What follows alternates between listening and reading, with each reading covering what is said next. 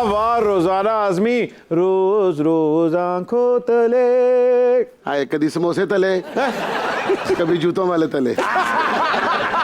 रोजाना आजमी आप यहाँ कोई साथ में आपने सर्वेंट क्वार्टर तो नहीं ले लिया? हर रोज मुंह उठा के आ जाती हैं। किसी की चाय में कुलचा डबो के खाने वाले बात।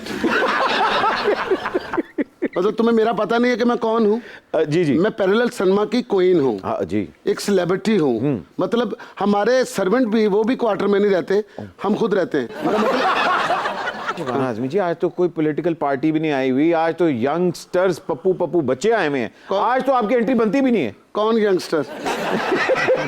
भाई मोरू और अजान। परवेज हुद भाई का पोडकास्ट करने वाला मतलब यंगस्टर कैसे हो सकता है? शबाना आजमी तो पैरेलल सिनेमा की क्वीन है, उनकी तो पूरी दुनिया फैन है, हम भी इतने बड़े फैन हैं। आपकी तो आपके हस्बैंड से भी नहीं बनती, मोरू के पीछे क्यों हाथ धो के बैठ गई हैं?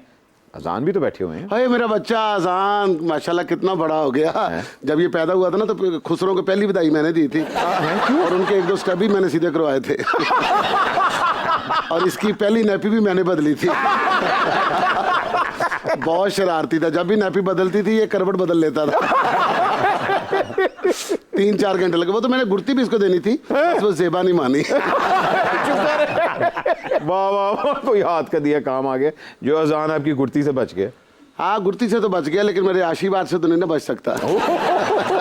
सुना है एक्टिंग की तरफ आ रहे हो, देखना बहुत तरक्की करोगे, मेरी दुआ है। अच्छा। और हाँ अगर मेथड एक्टर बनना ना तो मेरी आर्ट फिल्में देखा करो। आर्ट फिल्म है, आर्ट फिल्म है। आर्ट फिल्में।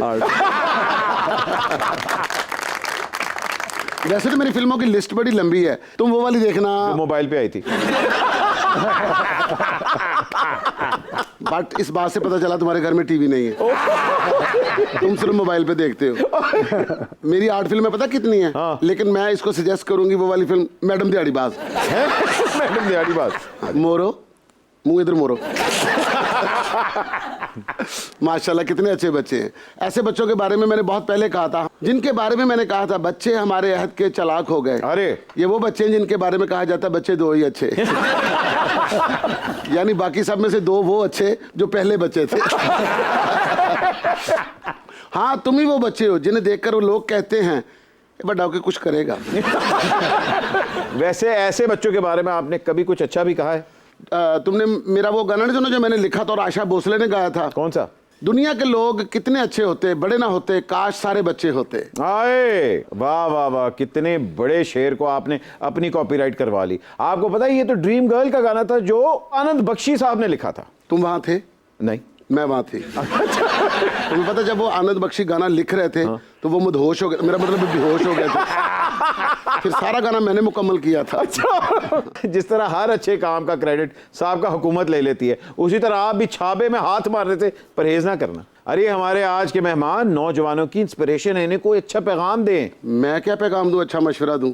माशाल्लाह छोटा सा है लेकिन काम बड़े बड़े कर रहा है। कभी हानिया अमर के साथ फिर रहा होता है और कभी मायरा खान के साथ गप्पे लगा रहा होता है। अजान पैरेलल में ना कमर्शियल जरा थोड़ा सा मिक्स करके ना, मैं चाहती हूँ कि मेरे लिए कुछ बनाओ आप, और उसको डायरेक्टर जो है ना वो मोरू करे। मौला जाट का रिकॉर्ड हमने तोड़ना है। अच्छा हाँ। और फिल्म का नाम क्या होगा? Old is gold.